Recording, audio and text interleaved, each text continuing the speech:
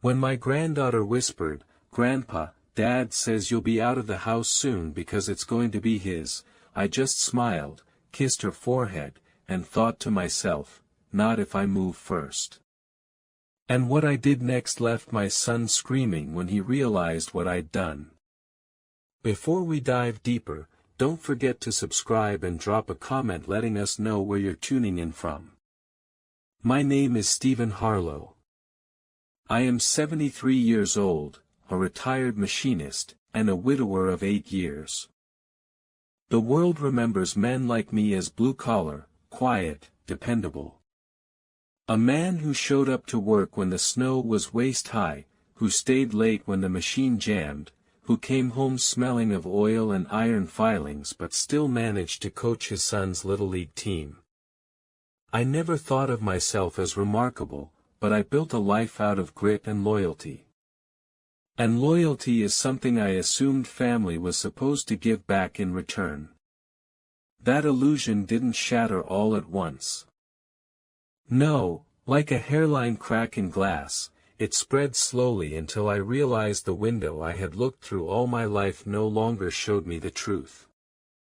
The betrayal always comes quietly at first.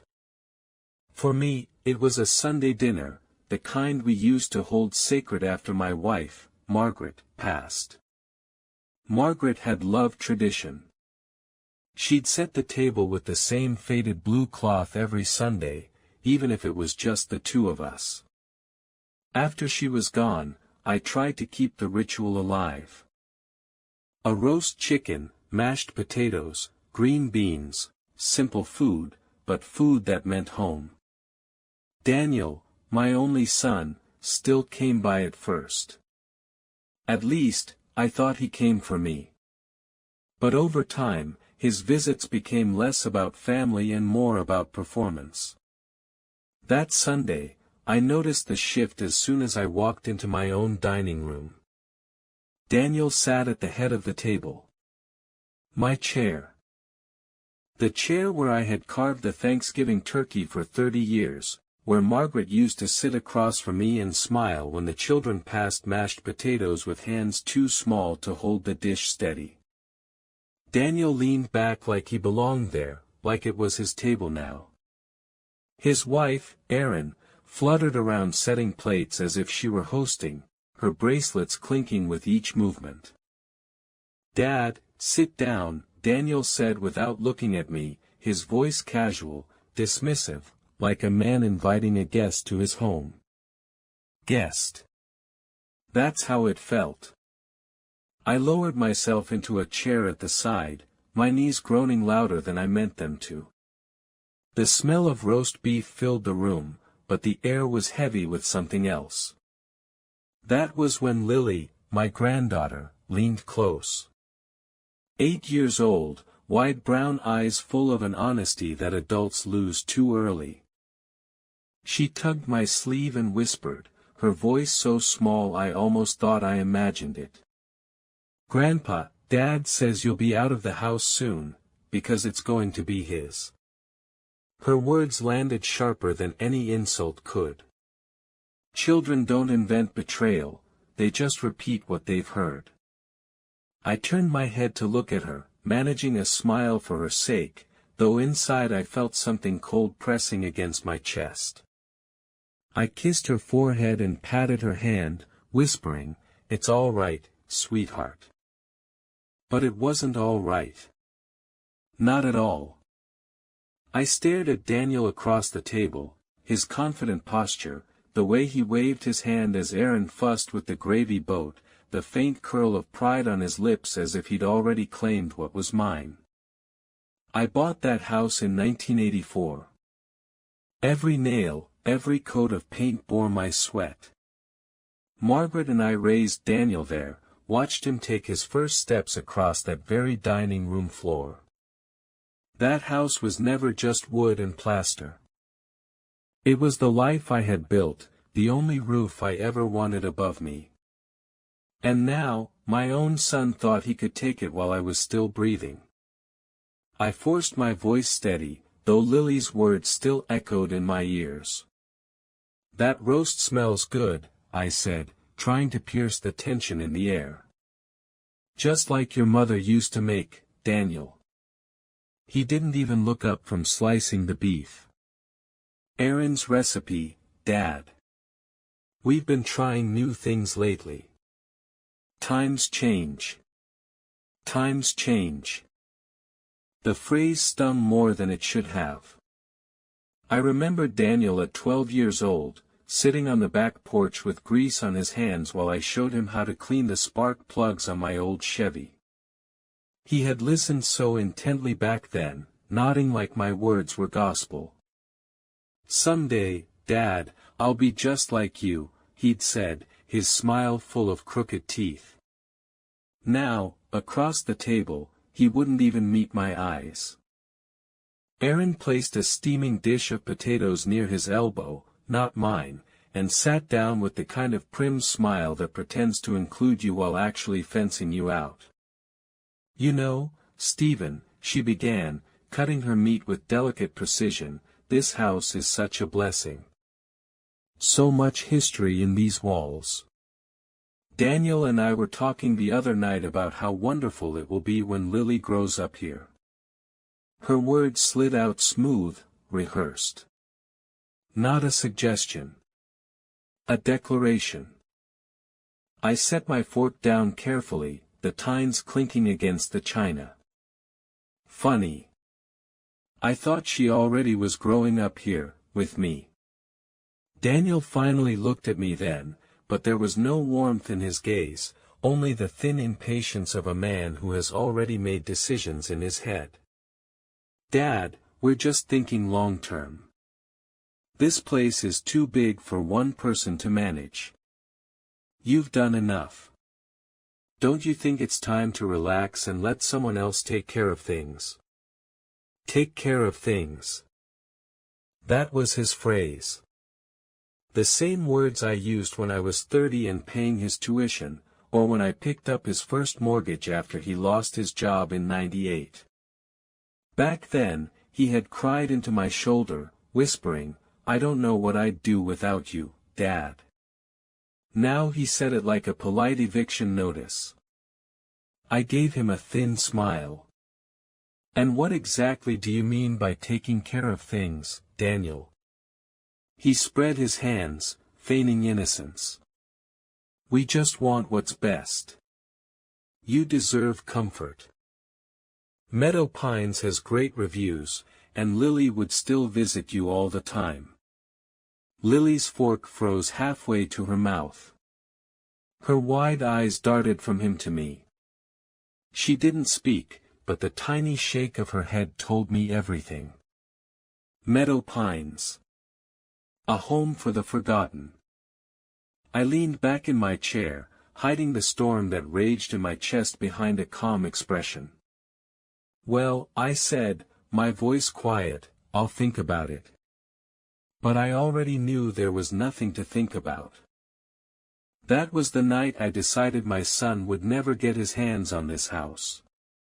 That night, after the dishes were cleared and the house had gone quiet, I sat alone in the living room. The grandfather clock in the hallway ticked steady as a heartbeat, filling the silence Margaret used to fill with her laughter.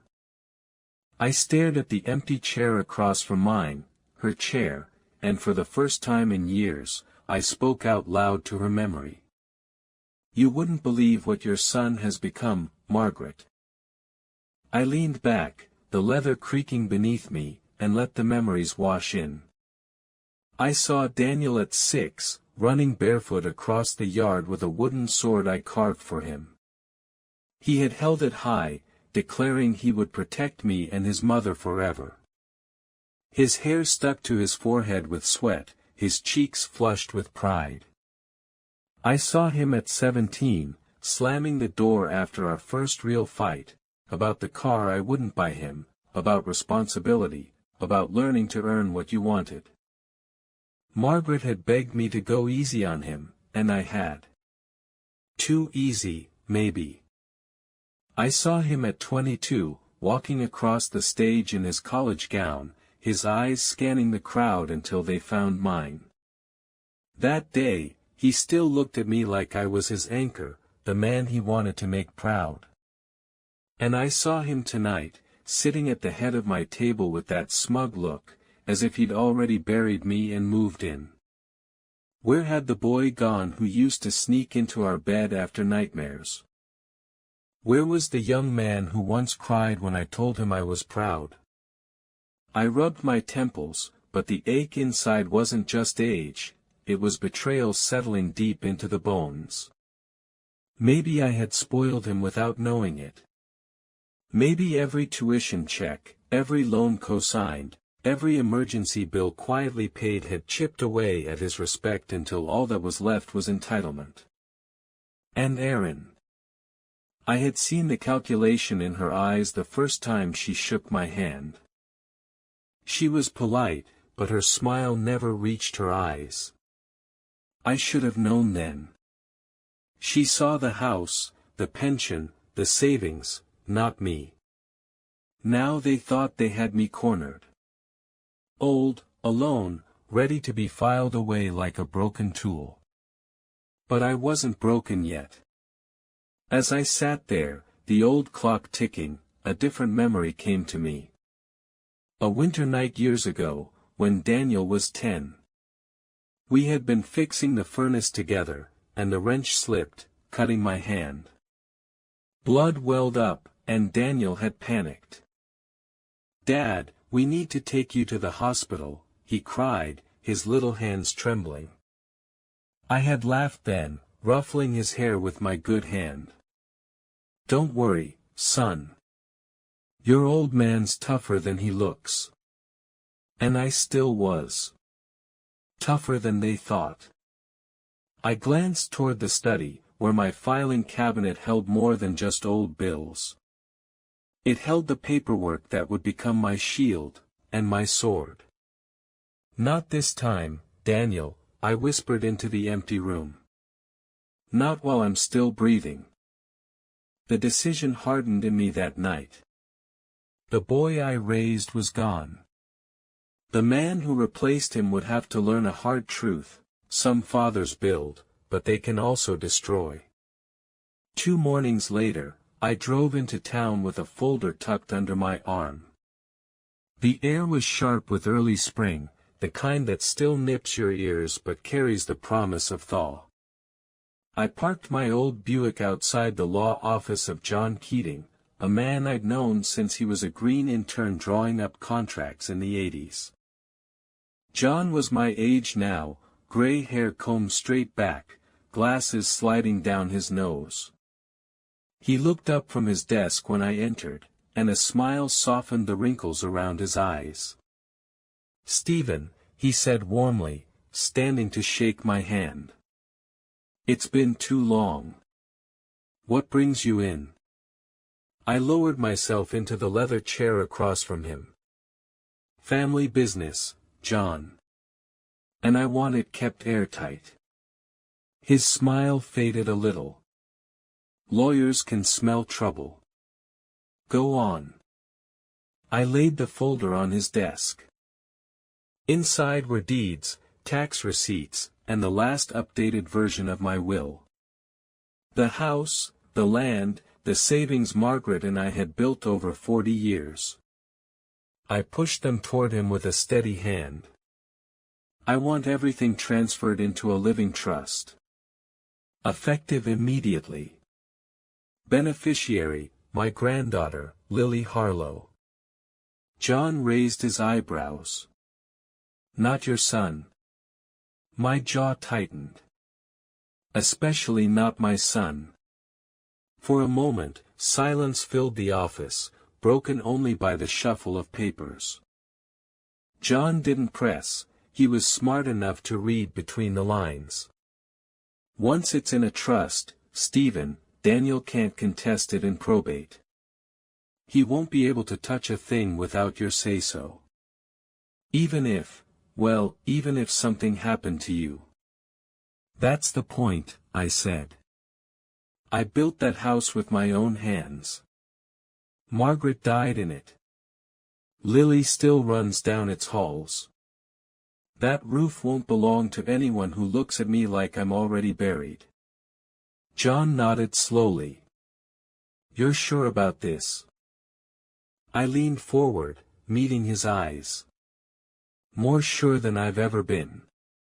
He slid the documents back toward himself, uncapping his fountain pen. Then let's make it official. For the next hour, we went over every clause, every line, every safeguard. My signature went down again and again, each stroke of the pen feeling less like paperwork and more like armor being strapped on. By the time we finished, the weight in my chest had shifted. It wasn't grief anymore. It was resolve. John gathered the signed pages into a neat stack, tapping them square on his desk. It's done. From this day forward, Lily is the sole beneficiary. Daniel can scream, shout, hire a dozen lawyers, it won't change a thing. I stood, my knees protesting, but my spine straight as a post. Good, I said.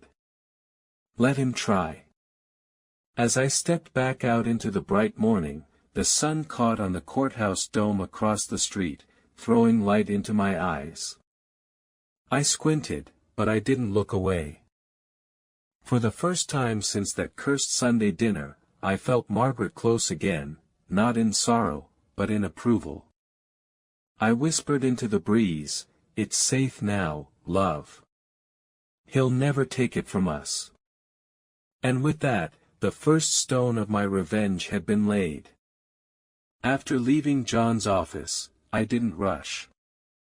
Revenge isn't about speed, it's about patience. I went back to my routines as if nothing had changed. The garden still needed tending. The roof over the back porch still leaked when it rained. Lily still came by on Saturdays with her crayons and filled the house with pictures she taped proudly to the refrigerator. I kept my silence. Daniel called a few times that week, his tone slick with false concern. "How are you holding up, Dad? That old place must be a lot to manage." "I'm fine," I said. Nothing more. The less I gave him, the more his ambition filled in the gaps. At night, I'd sit in Margaret's old chair, reading the newspaper but barely seeing the words. My mind replayed every moment of Daniel's childhood, searching for where the road bent toward greed. Was it the time I replaced his broken bike instead of making him save for one? Was it when I co-signed his first loan, even though Margaret warned me not to? Or was it simply that he married a woman who saw me as an obstacle to clear, rather than a man to respect? I didn't know. But I did know this. The boy who once cried when he dented my truck had grown into a man who was already planning the sale of my home before I was even gone. So I waited. And the waiting stretched on, long enough that I began to notice small changes. Erin started calling more often, her voice sugar-sweet but her questions sharp. "Stephen, do you have anyone coming to help with the yard this spring? Those hedges are looking wild. Have you thought more about meadow pines? Daniel and I could take care of the paperwork." Each time, I gave her the same measured answer, "I'll manage." I let them believe I was drifting into surrender. That's how you catch the greedy, you let them think the meal is already theirs. Meanwhile, in the evenings after Lily had gone home, I pulled out old photo albums. There was Daniel as a boy, grinning with ice cream dripping down his chin. Daniel in his Little League uniform, too small for the bat he tried to swing. Daniel at 18, shoulders slumped with shame after his first broken heart. The photos trembled in my hands, not from weakness but from something heavier, mourning for a son who still existed in pictures, but not in flesh. By the third week, I knew it was coming. A man like Daniel doesn't wait long when he smells profit. So I cleaned the study, locked the filing cabinet with the trust papers inside, and sat quietly in the kitchen one evening, sipping coffee, when I heard his car pull into the driveway. I didn't move. I just waited, heart steady, for the knock I knew would come. It was a Saturday afternoon, the kind Margaret would have filled with baking and music drifting from the old radio. Instead, it was just me and Lily at the kitchen table. She was coloring in one of her picture books, her tongue poking out in concentration as she shaded in the petals of a sunflower. "Grandpa," she said suddenly, not looking up, "are you really going to move to that place Dad talks about? Meadow Pines?" I felt the coffee cup pause halfway to my lips. "What makes you ask that, sweetheart?" She pressed harder with her crayon, the yellow wax squeaking against the page. "Because Mommy says you're too old to live here by yourself. And Daddy says soon this house will be ours." Her small voice cracked at the word ours. I set the cup down and reached across the table, resting my hand gently on hers. "Lily," I said, steady as stone, "this house will never belong to anyone who doesn't understand what it means. Your grandma and I built our life here. We raised your daddy here. And one day, when the time is right, it'll be yours. Not theirs. Yours." Her eyes widened, and for a moment I saw Margaret in them, that same light that used to shine when she believed in me no matter how hard times were. "Mine?" she whispered. "Yes," I said. "But you mustn't tell them yet. Promise me." She nodded quickly, a fierce little soldier's promise. Just then, tires crunched on the gravel outside. Lily looked toward the window, her crayon scattering as she pushed back from the table. "Grandpa, Daddy's here," she said softly. I stood, joints aching, and walked to the front hall just as the knock came, sharp, impatient. Through the frosted glass, I saw Daniel's outline, and behind him, two men in work boots carrying clipboards. Contractors. So it begins, I thought. I opened the door, keeping my face calm, almost welcoming. "Afternoon, son," I said.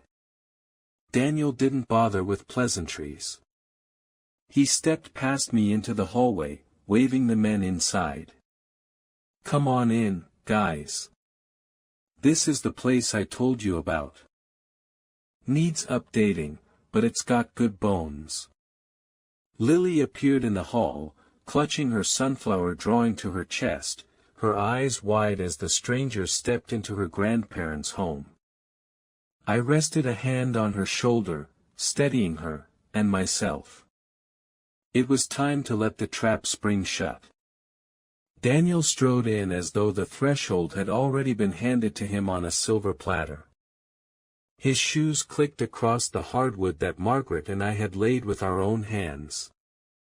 He didn't even notice the floor creak where I had replaced a board last summer. The contractors followed, big men with steel-toed boots and rolled-up blueprints. One of them gave me a polite nod, the kind you'd give a stranger who answered the door by mistake. "Right this way," Daniel said, sweeping his hand dramatically, his voice suddenly louder, almost boastful. "We're thinking of knocking down this wall to open up the space. Get rid of these old built-ins. Nobody wants dark wood anymore." He ran his hand across the oak cabinets Margaret had polished every Saturday morning for 30 years. Cabinets she'd picked out with such care, saving coupons and waiting for the right sale. "Careful with that," I muttered under my breath, but he didn't even hear me. The contractor with the clipboard scribbled notes. "Load-bearing, most likely," he said. Wouldn't be cheap to take it out. Daniel chuckled, puffing his chest. Money's not an issue. My wife and I want this place modernized, something that'll sell quick once we flip it. Flip it. The word sliced through me sharper than any insult. My home. My wife's roses still blooming in the back garden. A house full of memories, reduced to a quick profit. They moved into the living room, where Lily's crayon drawing still covered the refrigerator and Margaret's rocking chair sat by the window. Daniel gestured carelessly. Obviously all this old furniture will go. We'll stage it with something sleek, more appealing to younger buyers. One of the men leaned down, tapping the floor with the heel of his boot. Hardwood's original. Could be worth something if it's refinished. Daniel's face lit up like a salesman smelling commission. Exactly. Rip out the carpets upstairs, too. Replace the windows, they're ancient. This whole place is basically a relic. I stood in the doorway, hands clasped behind my back, watching him. My own son, a boy who once cried when he scratched the coffee table with his toy car, now spitting on every inch of the life I had built. Don't forget the kitchen, Erin's voice chimed in as she swept in behind them, late but already acting like the queen of the house. We'll want marble counters, stainless appliances. Open shelving, maybe. It'll add at least 20 grand to the resale value. Resale value. The two of them spoke like auctioneers, as though I weren't even standing there, as though Margaret's laugh had never echoed off these walls, as though Lily's first steps hadn't been taken on this very rug. The clipboard man flipped a page. Do you folks have the deed handy? We'll need to confirm ownership before we finalize our estimate. Daniel didn't hesitate. He pulled a folded paper from his jacket pocket with the confidence of a man who thought the world was already his. I've got a copy of Dad's will right here. Everything passes down to me. It's all squared away. My jaw tightened, but I didn't move yet. Let him keep talking. Let him pile arrogance on top of arrogance until the weight crushed him. The second contractor glanced at me awkwardly. And you're Mr. Harlow, right? Current owner. I finally stepped forward, my hand resting on Lily's shoulder. Her sunflower drawing was still pressed to her chest, her knuckles white around the paper. Yes, I said evenly. I'm Stephen Harlow. Owner of this house. The air thickened. Even the contractors seemed to sense the shift, their pens pausing mid-note. Daniel looked at me, a flicker of annoyance crossing his face, the look a man gives when someone interrupts his sales pitch. Dad, come on, he said, forcing a laugh. Don't complicate things. We all know how this ends. I smiled then, the kind of smile Margaret once called my chessboard grin, the one I wore when the winning move was already in my pocket. You're right, son, I said softly. We do know exactly how this ends. Daniel gave a forced chuckle and turned back to the contractors as though my words were nothing more than an old man's interruption. My dad's sentimental, he explained, waving a dismissive hand in my direction. He doesn't always understand how these things work. But the paperwork's in order. The house is basically mine, we're just getting a head start on the renovation plans before the transfer. One of the contractors shifted uncomfortably.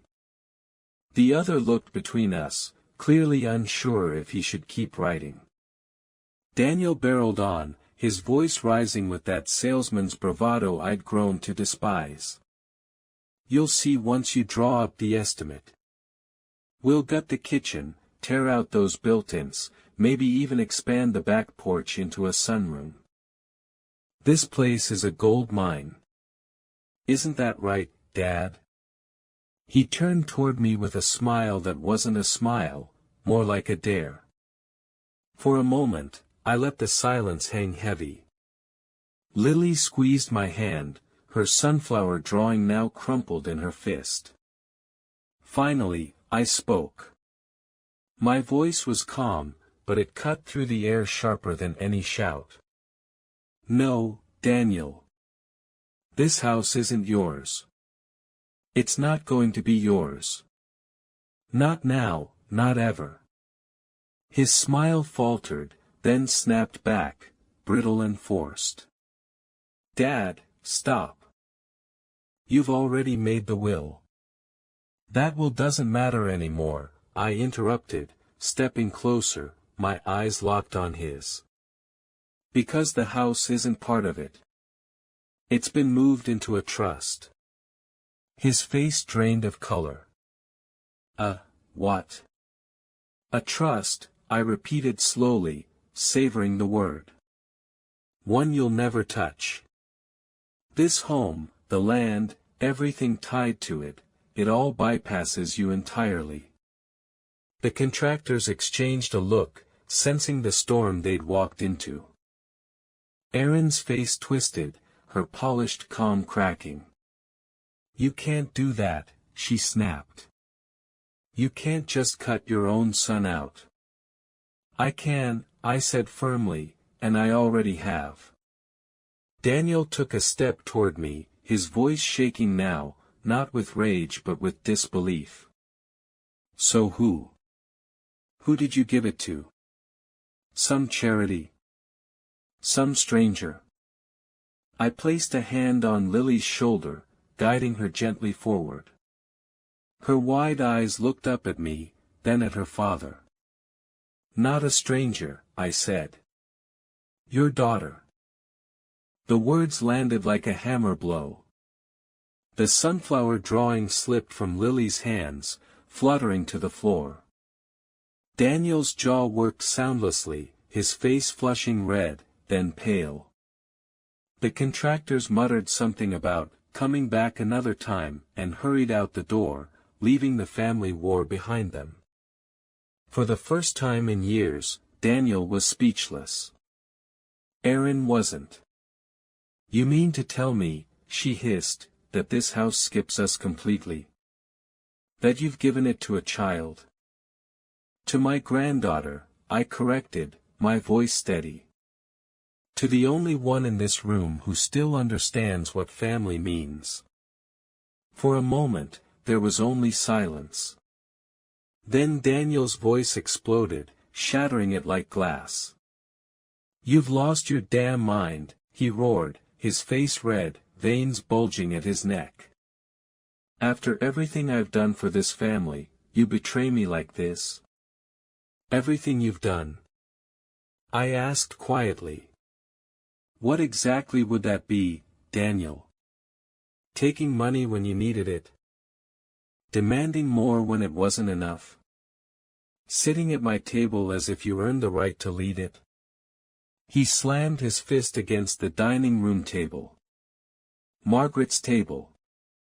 The plates rattled, Lily flinched, and Erin shot me a glare filled with venom. This house should be mine. Daniel bellowed. I grew up here. I deserve it. I have a family to think about. I didn't raise my voice.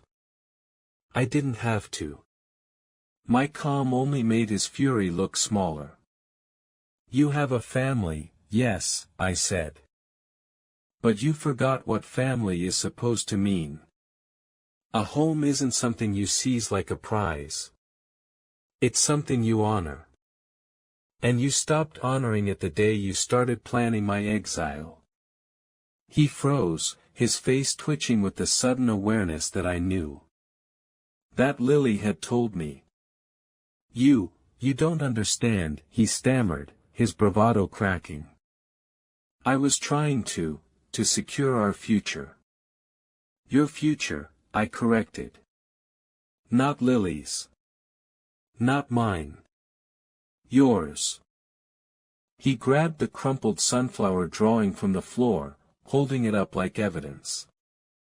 And what about her? You think dumping a house on an 8-year-old is responsible? She can't even spell beneficiary. Lily's lip trembled, and I pulled her close to my side. She doesn't need to spell it, I said evenly. She just needs to grow up knowing her grandfather believed in her more than her father did. Erin stepped in then, her voice low and sharp. Daniel, calm down. We'll fight this. There has to be a way. But I shook my head. No lawyer can break it. No contest will overturn it. The trust is ironclad. Every brick in these walls belongs to Lily now. You can scream, you can beg, you can threaten, but the law won't move for either of you. Daniel's hands shook as he tore the drawing in half, yellow crayon petals scattering across the floor. He looked at me like a child again, not the boy who wanted to be like me, but the spoiled boy who'd just been told no for the first time in years. I'll find a way, he spat, though his voice had lost its thunder. You can't just cut me out of everything. I stepped closer, my voice low, almost a whisper, but heavy as stone. I didn't cut you out, son. You cut yourself out the moment you stopped being my son and started being my vulture. He opened his mouth to argue, but nothing came. His fury had nowhere left to land. I turned, guiding Lily toward the hall. Behind me, Daniel's ragged breathing filled the room, the sound of a man who had just realized he was powerless, not to fate, not to strangers, but to his own father's resolve. And for the first time in years, I didn't feel like the one losing ground. The house was quiet again by evening. Daniel and Erin had stormed out hours earlier, their anger trailing behind them like exhaust. Lily had stayed, sitting cross-legged on the rug with her crayon spread around her, humming softly as if nothing in the world could shake her peace. I watched her from Margaret's old chair, the same spot where my wife once read bedtime stories. The torn sunflower lay in the trash, but Lily was already drawing a new one, brighter, bigger, filling the page with bold yellow strokes. Grandpa, she said suddenly, looking up with that innocent certainty only children carry, will I really get to keep this house one day? My throat tightened, but I nodded. Yes, sweetheart. This house will always be yours. No one can take it from you. She smiled, a gap-toothed grin that melted the weight from my chest. For the first time in years, I felt Margaret's presence not as sorrow but as warmth, like sunlight filtering through the curtains. I leaned back in the chair, closing my eyes. The clock ticked, the house breathed, and Lily's humming filled the spaces that had once been empty. The war was over. The home was safe. And in the silence, I whispered to the woman I had loved and lost. I kept my promise, Margaret. I took care of her. Hello everyone, and thank you for watching. I truly hope you enjoyed listening to this story as much as I enjoyed creating it. If you did, please consider liking the video and subscribing to the channel to help support the creation of more stories like this. Have a great day or evening.